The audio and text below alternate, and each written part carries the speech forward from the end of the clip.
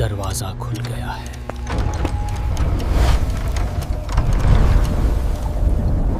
डर की Dastak YouTube channel पर आपका स्वागत है।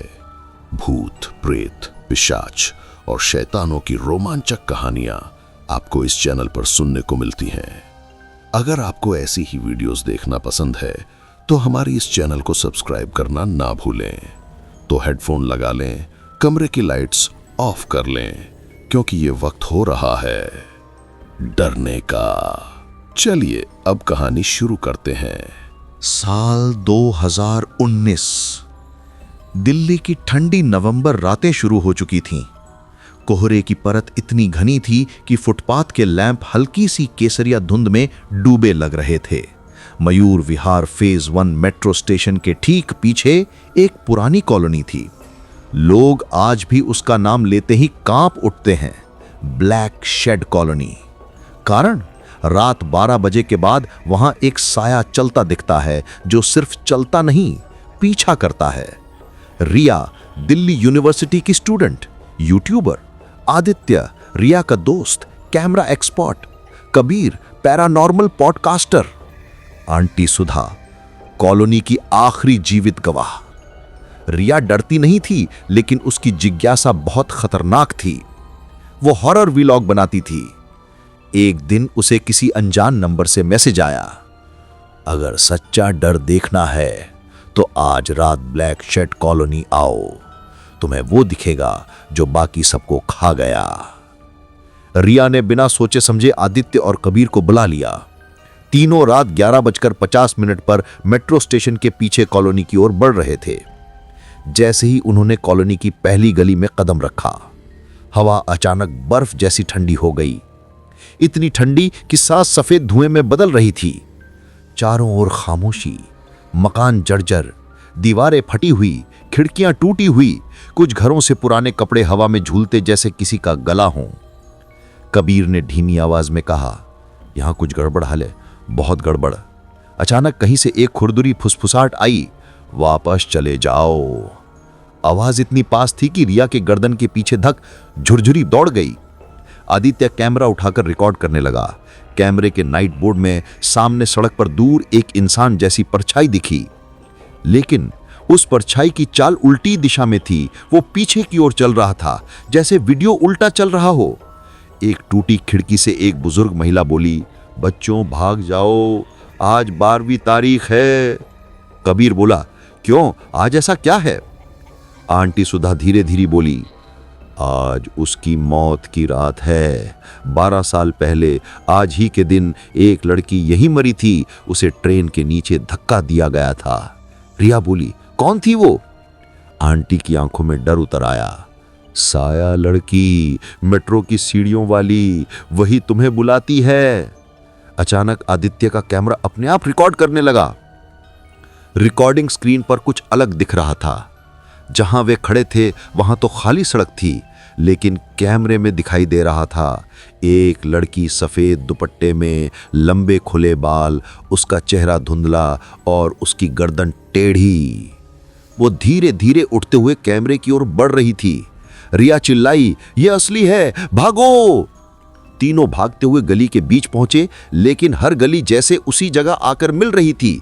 ये भूल भुलैया थी, एक जिंदा भूल भुलैया। कबीर आगे आगे भाग रहा था कि अचानक उसकी पीठ किसी ने पकड़ ली, किसी ठंडी हड्डी जैसी उंगलियों ने। उसने जैसे ही पीछे देखा, वही लड़की, उसका चेहरा अब साफ दिख रहा था। सूजी हुई आंखें, नीले होंठ और सिर के एक तरफ खून सूख गया था। कबीर चीख उठा। रिया और आदित्य दौड़े, लेकिन कबीर को अंधेरे में खींच लिया गया। उसकी आवाज दूर होती गई, रिया, आदित्य, मत आना, वो इंसान नहीं है। और आवाज कट गई। रिया रोते हुए बोली, हम यहाँ क्यों आए? ये जाल है, किसी ने हमें बुलाया था। आदित्य ने तुरंत उसका मोबाइल चेक किया। वो मैसेज जिसने बुलाया था अभी भी चमक रहा था, अब तुम अगली हो। रिया का पूरा खून जम गया। आंटी सुधा फिर एक छत पर दिखी और बोली, अगर जिंदा रहना है तो कमरा नंबर 105 ढूंढो, वहीं उसकी डायरी है, उसे पढ़े बिना तुम बच नहीं सकते। लेकिन बात खत्म होते ही आंटी सुधा को पीछे से एक काली परछाई ने खींच लिया। उनकी चीख सुनाई दी, डायरी पढ़ लेना वरना तुम भी उसी की तरह। और आवाज थम गई। रिया और आदित्य किसी तरह इमारत के अंदर पहुंचते हैं। लॉबी में अंधेरा है, दीवारों पर खून के छींटे और हर तरफ सिर्फ एक शब्द लिखा है, वापस वापस वापस। लेकिन बीच में एक तीर बना है, कमरा नंबर 105। दरवाजे पर जैसे ही रिया हाथ रखती है, अंदर से एक लड़के की धीमी आवाज आती है, मैं तुम्हारा इंतजार कर रही थी। दृश्य काला हो जाता है। कमरा 105 का दरवाजा धीरे धीरे अपने आप खुल गया। अंदर पूरा कमरा धुंध से भरा था, जैसे किसी ने अभी अभी धुआं छोड़ा हो। रिया कदम कदम आगे बढ़ रही थी। आदित्य पीछे से कैमरा ऑन रखकर उसका पीछा कर रहा था। अचानक कमरे के कोने में रखी कुर्सी अपने आप हिली और किसी अदृश्य चीज ने उसे जोर से दीवार पर फेंक दिया। आदित्य, ये कमरा जिंदा है। रिया, जल्दी जो भी ढूंढना है ढूंढो। कमरे के बीच एक पुरानी लकड़ी की मेज थी, जिस पर एक काली डायरी रखी थी। उस पर खून के धब्बे सूखे हुए थे। रिया ने हिम्मत करके डायरी खोली। पहला पन्ना, मेरा नाम अंजलि था।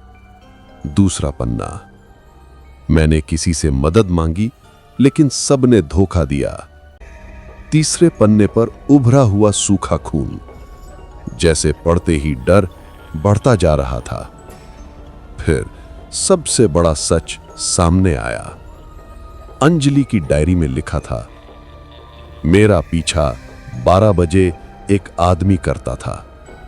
वो मुझसे शादी करना चाहता था, लेकिन मैंने मना कर दिया। एक रात उसने मुझे मेट्रो स्टेशन की सीढ़ियों पर धक्का दे दिया। मैं नीचे गिर गई, मर नहीं पाई, लेकिन वहीं अटक गई। उस आदमी का नाम रिया ने मुश्किल से पढ़ा, लेकिन अचानक किसी ने पन्ने पर खून से लिख दिया, कबीर। रिया की आंखें फैल गईं। आदित्य का चेहरा सफेद पड़ गया।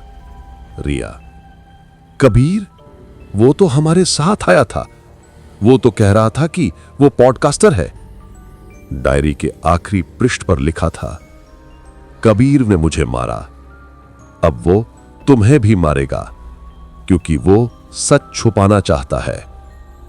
अचानक कमरा हिलने लगा, लाइट्स झिलमिलाने लगीं और पीछे से एक आवाज आई, रिया, डायरी पढ़ ली?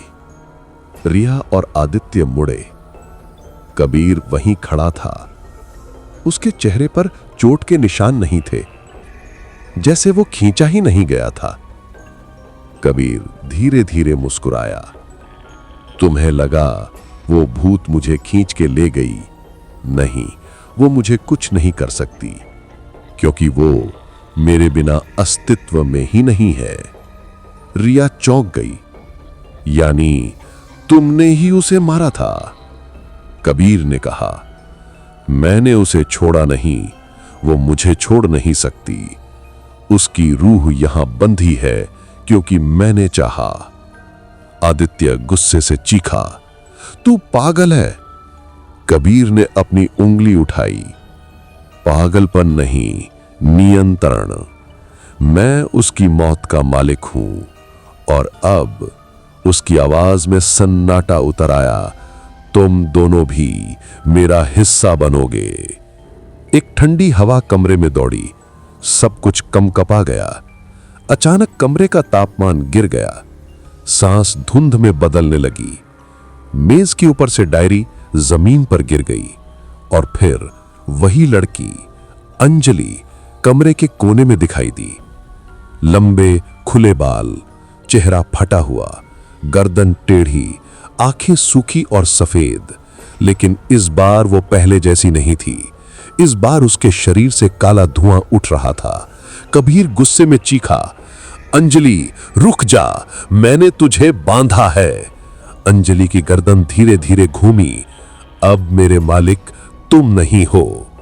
कबीर पीछे हटने लगा, लेकिन दरवाजा बंद हो गया।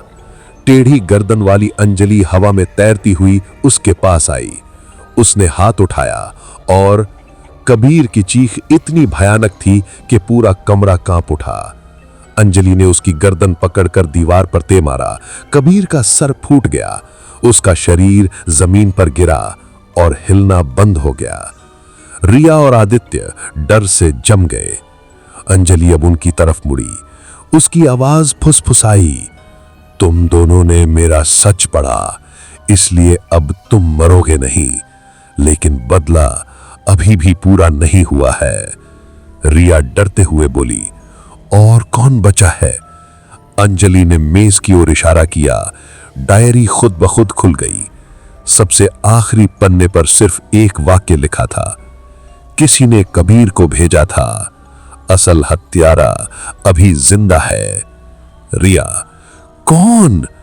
अंजलि ने हाथ बढ़ाया और एक नाम दीवार पर खून से उभर आया, आदित्य का भाई करण। आदित्य की सांस रुक गई। नहीं, मेरा भाई ऐसा नहीं कर सकता। अंजलि की आवाज गहरी हो गई।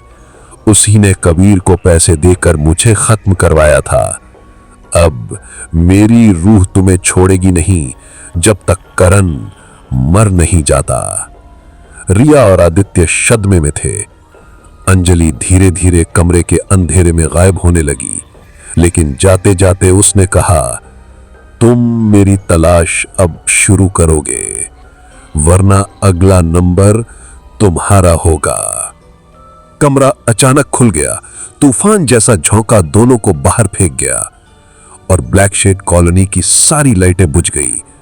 लेकिन मौत का चक्र खत्म नहीं हुआ। अब रिया और आदित्य के सामने असली मिशन है, करण को ढूंढना, वरना अंजलि की रूह उन्हें कभी नहीं छोड़ेगी।